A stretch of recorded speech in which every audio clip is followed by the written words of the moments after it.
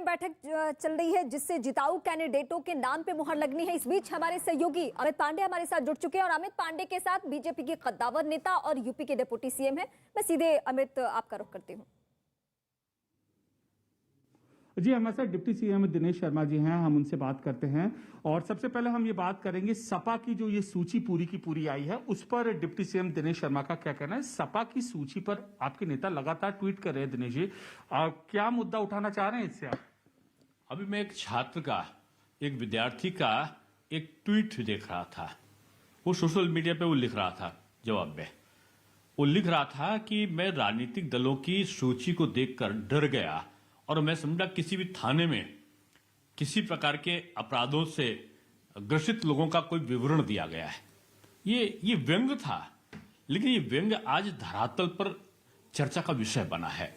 विपक्षी दलों को अपराध करने वालों या अपराध में निर्लिप्त लोगों से बचना चाहिए और इस प्रकार का जो आचरण है, अब वो जमाने लद गए जब हम कब्जा करते थे, जब हम बाहुबल का अपहरण और बूथ की कैप्चरिंग का कहर करके और संप्रदाय और जाति के आधार पर लोगों को बांटकर हम सत्ता को हासिल करते थे। अब सत्ता इससे हासिल नहीं होगी। क्रिया करो, कर्म करो, जनता के बीच में रहो। कोरोना के समय अपने चुनाव क्षेत्र तक का न जाओ। ऐसे लोगों को जनता चुनेगी क्या? कोरोना आया था, आपका जो न्यूज 18 का नेटवर्क है ना, बड़ा भारी है। आप एक कैमरा लेकर दूरबीन की तरह तलाशो। ये विपक्ष के बड़े नेता जो आज घूम रहे हैं चुनाव में वोट मांगते हुए, इनसे पूछो कोरोना के संक्रमण के समय 1.5 साल में आप क्यों नहीं घूमे?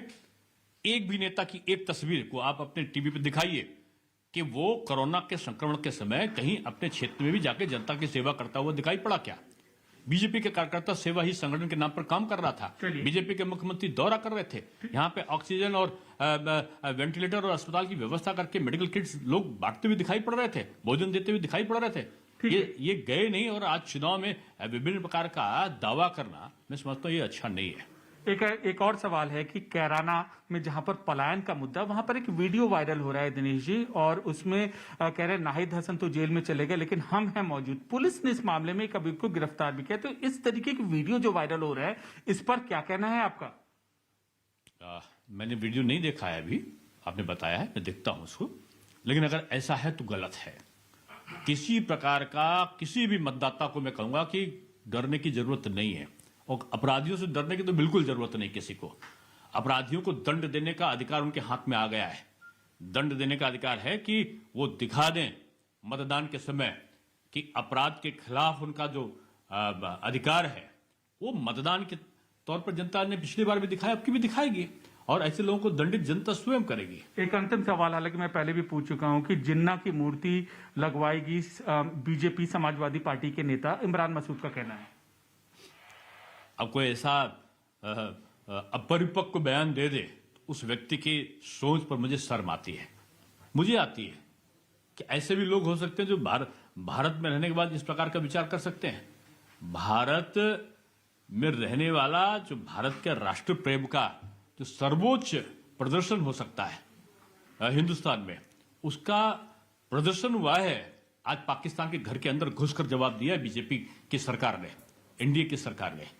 आज अब वो नहीं कि चाइना हमारे पर कब्जा करके चले जाए और हम हिंदी चीनी भाई भाई का नारा लगाते रहे।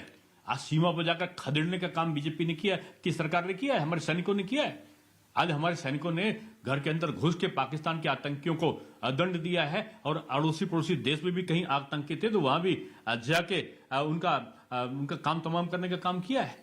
तो ये थे डिप्टी सीएम दिनेश शर्मा। इनका यही कहना था कि राष्ट्रीयता मुद्दा है, उस पर बढ़ चढ़कर बीजेपी इस चुनाव प्रचार अभियान को उत्तर प्रदेश में जनता तक जन जन कर ले जाएगी और इसी तरीके से वह विरोधियों को जवाब देगी। अमित, मैं आपका रुख करूंगी, लेकिन इस बीच बड़ी बातें हम अपने दर्शकों को बता दें और चुनावी माहौल किस तरीके से है ये भी हम अपने दर्शकों को अपडेट कर रहे हैं। सीमा पर खदेड़ने का काम किया जा रहा है, इस तरीके की बड़ी बातें कही है न्यूज 18 से दिनेश शर्मा, जो कि डिप्टी सीएम है उत्तर प्रदेश के।